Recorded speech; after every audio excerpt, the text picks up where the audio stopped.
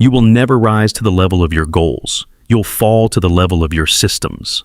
Every January, roughly the same thing happens to millions of people. They decide this is the year. They write down the goal, lose the weight, read more, save the money, build the business.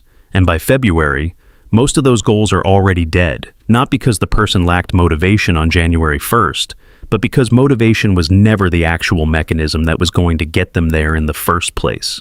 Here's the uncomfortable truth this video is built around. Goals almost never fail because they're too ambitious. They fail because nobody builds the system underneath them. The actual repeatable, boring, invisible daily mechanics that quietly determine who you become over the next 5 years.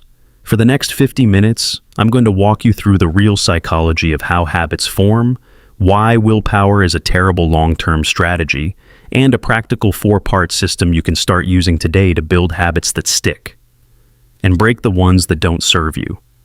This isn't hype. It's how your brain has been forming habits since before you could talk. And once you understand the mechanism, you can hack it on purpose instead of accidentally. Section 1. The math that nobody does. Let's start with a number most people have never actually sat down and calculated. If you get 1% better at something every day for a year, you don't end up 365% better. You end up roughly 37 times better because improvement compounds. Each day builds on the slightly improved version of yesterday, the same way interest compounds in a bank account. And the reverse is just as brutal. Get 1% worse every day for a year, and you don't end up at 0. You end up at basically nothing, a rounding error of where you started. Here's why this matters more than almost anything else in this video. Nobody feels 1% better after one good workout. Nobody feels 1% smarter after reading 10 pages. The results of good habits are delayed, which means your brain, which is wired to weight the present far more heavily than the future, consistently underestimates how much a small daily action is actually worth. This is the entire reason habits are hard to start and easy to abandon. The cost is immediate, and the reward is invisible for weeks or months. Picture 2 people on January 1st. Both decide to start exercising. One goes to the gym for 2 brutal hours, is unbearably sore for 4 days, and never goes back. The other does 10 minutes of stretching and a short walk, something almost embarrassingly small, but does it again the next day and the day after that. 90 days later, the first person has worked out 4 times total. The second person has worked out roughly 90 times. The unimpressive habit won, not because it was more motivating, but because it was survivable. That's the first principle this entire system rests on. The size of the habit matters less than the survival rate of the habit. A habit you can't sustain for more than 2 weeks is worth less than a smaller habit you can sustain for 2 years, even if the small one looks unimpressive on day 1. So the real question isn't, how do I get motivated enough to do something big? It's, how do I build something small enough that I do it even on the days I don't feel like it? And to answer that, we need to understand the actual mechanism your brain uses to form a habit in the first place. Section 2. The 4-step loop running in your brain right now. Every single habit you have, good or bad, runs on the exact same 4-step loop. Researchers studying behavior going back decades have mapped this pattern in everything from lab animals learning to press a lever for food, to humans reaching for their phone the second they feel bored. The loop has 4 parts: cue, craving, response, and reward. Let's break each one down with something almost everyone has experienced. The cue is the trigger that tells your brain a reward might be nearby. It could be a time of day, a location, an emotional state, or something someone else does. Your phone buzzing is a cue. Walking past a bakery is a cue. Feeling bored at your desk is a cue. The cue itself is neutral. It's just information. But your brain, trained by repetition, has learned to associate that specific cue with a specific outcome. The craving is what happens next, and this is the part people misunderstand the most. You don't actually crave the habit itself. You crave the change in state the habit produces. You don't crave scrolling your phone. You crave the relief from boredom that scrolling has, in the past, reliably delivered. You don't crave the cigarette. A smoker craves the sense of calm. The cigarette has trained their brain to associate with it. This distinction matters enormously because it means you can often deliver the same change in state through a completely different action, which is the entire secret to replacing a bad habit instead of just white-knuckling your way through willpower. The response is the actual behavior, picking up the phone, opening the fridge, lacing up your running shoes. And here's something important. The response only happens if it's realistic given your current ability and the friction involved. You can want a reward badly and still not perform the response if it feels too hard, which is exactly why so many well-intentioned resolutions die on day 3. The reward is the payoff, and it serves 2 jobs at once. It satisfies the craving in the moment, and it teaches your brain this cue is worth responding to next time. This is the step that actually locks the habit into your neural wiring. Without a reward, either real or perceived, the loop doesn't repeat, and no habit forms, no matter how many times you force yourself through the response. Here's the key insight this entire framework builds on. If you want to build a habit, you need to make each of these 4 steps work in your favor. If you want to break a habit, you need to disrupt one of these 4 steps on purpose. That's it. That's the whole game. Everything else in this video is just a deeper toolkit for manipulating these 4 levers deliberately instead of leaving them to chance. Section 3, Lever 1. Make the cue impossible to miss. Let's take these one at a time, starting with the cue, the trigger that kicks the whole loop off. Most people who lack discipline don't actually have a discipline problem. They have an environment problem. Your environment is quietly loaded with cues all day long, and most of them were never placed on purpose. They're just leftover artifacts of how your space happens to be arranged. The remote sits next to the couch, so you sit and watch TV without deciding to. The snacks sit at eye level in the pantry, so you eat them without deciding to. Nobody consciously chose these habits in the moment. The environment made the decision before you were even involved. Here's a story that shows this well. Picture 2 coworkers who both say they want to drink more water during the day. One keeps a water bottle in their bag, buried, and thinks about drinking water maybe twice a day. The other keeps a large water bottle sitting directly on their desk, always in their line of sight. By the end of the week, the second person has, without any extra willpower spent, drunk noticeably more water, not because they wanted it more, but because their eyes physically bumped into the cue dozens of times a day.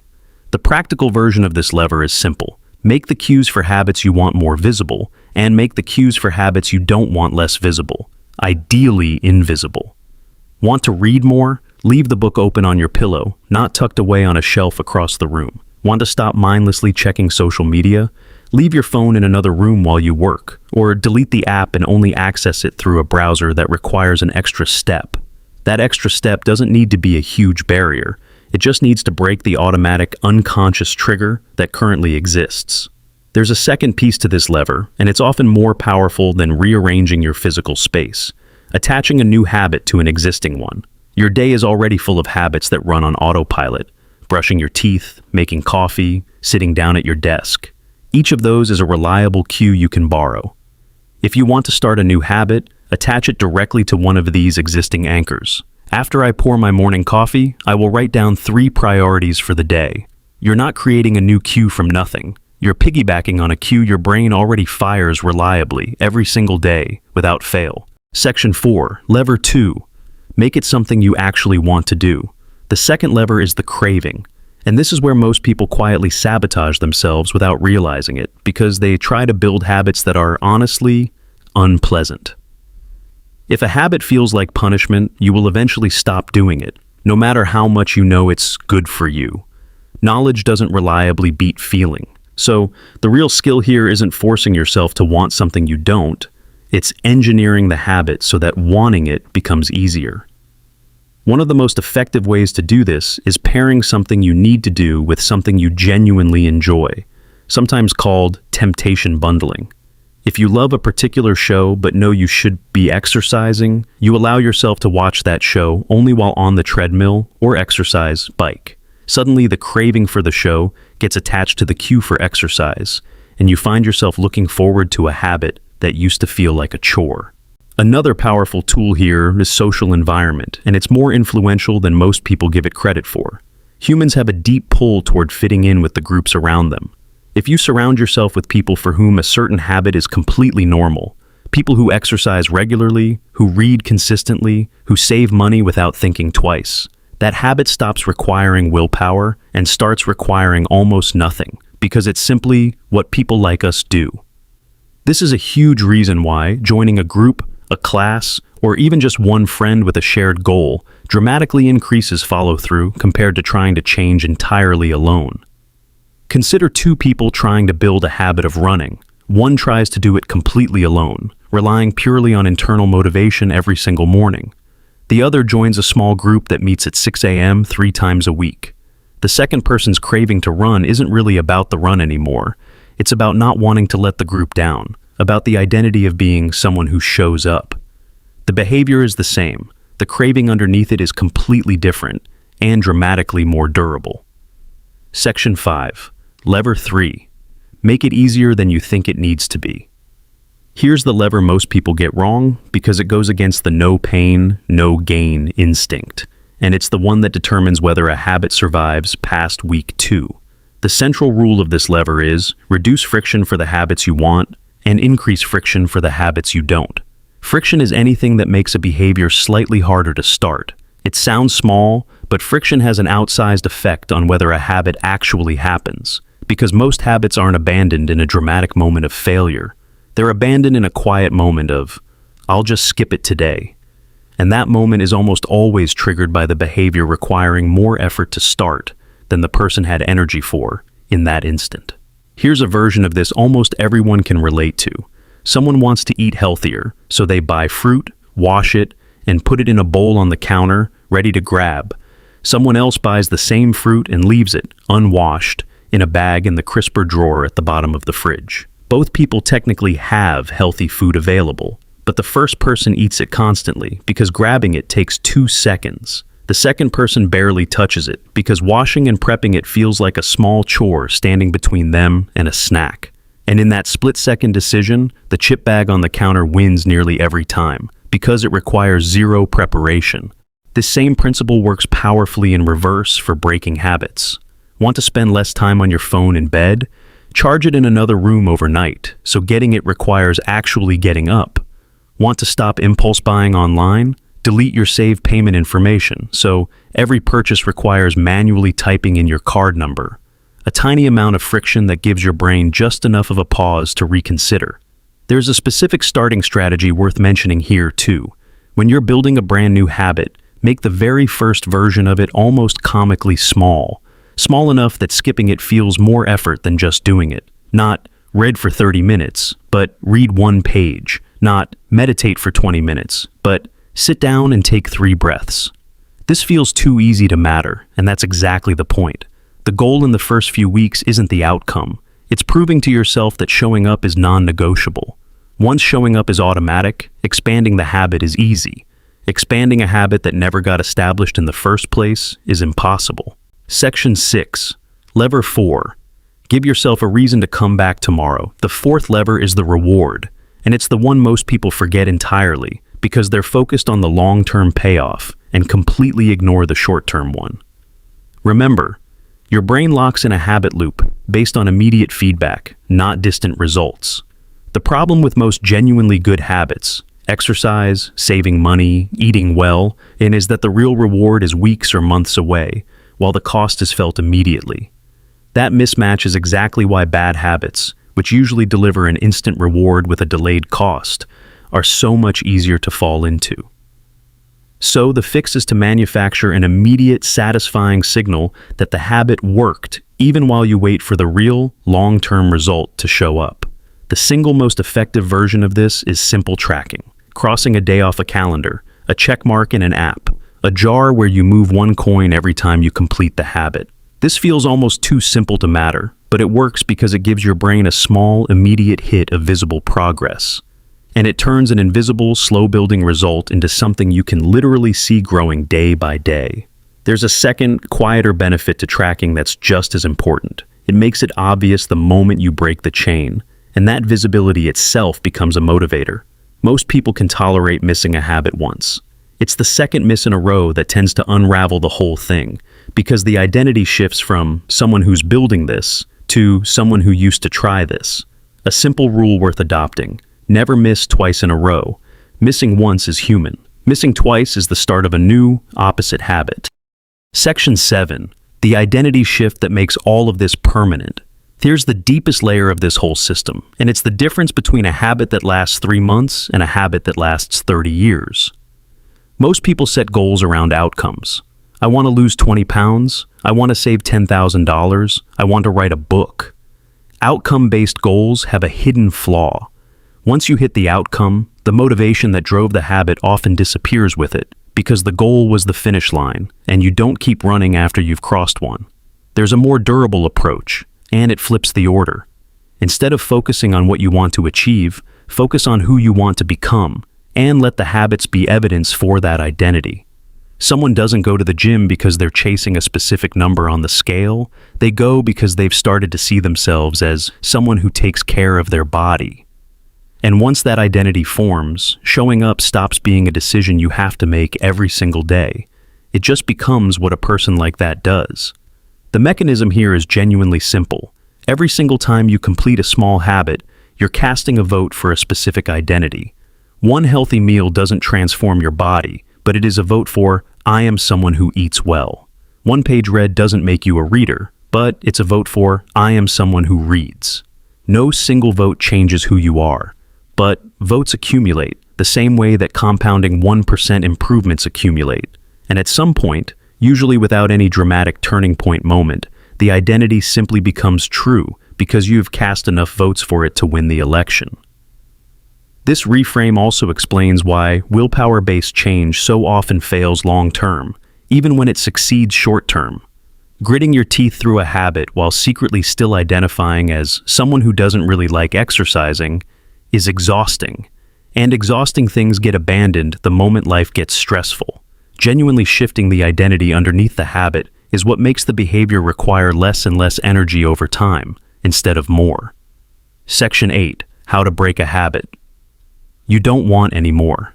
We've spent this whole video building habits, so let's flip it and talk about breaking them, because the exact same 4 levers work in reverse, and it's often easier than people expect once they see it laid out this way. Invert the cue. Make the trigger for the bad habit as invisible as possible. If late-night snacking is the target, don't keep the tempting food in the house at all. You can't respond to a cue that isn't there. If doom scrolling is the target, remove the app from your home screen or log out so every session requires re-entering a password. Invert the craving. Reframe what the habit actually cost you, out loud, specifically. Instead of thinking, I can't have this, reframe it as, this habit costs me 2 hours of sleep and leaves me groggy tomorrow. The goal is to make the true cost emotionally vivid instead of abstract, because craving is driven by perceived benefit, and making the real cost visible quietly deflates that perceived benefit. Invert the ease. Add friction, deliberately, between yourself and the habit. Leave your credit card in a drawer instead of your wallet, if impulse spending is the issue. Uninstall the app instead of just resisting the urge to open it. Resisting an urge repeatedly, all day, every day, is a losing long-term strategy because willpower is a finite, fatiguing resource, not a fixed trait some people have and others don't. Invert the reward. This is the step people skip, and it's often the most important one.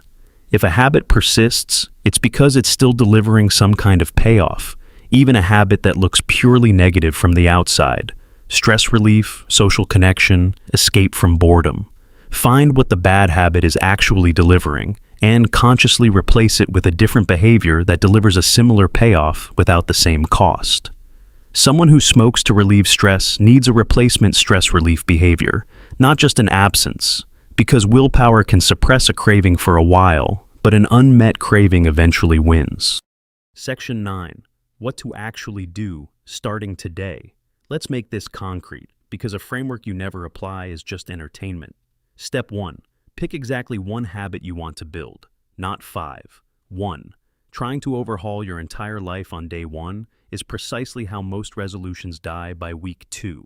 Spread your discipline across 5 new habits and none of them get enough attention to survive. Step 2. Shrink it down until it feels almost too easy to count as an achievement. If your instinct says 20 minutes, start with 2. You can always scale up once the habit is established, but you cannot scale up a habit that never survived its first month. Step 3.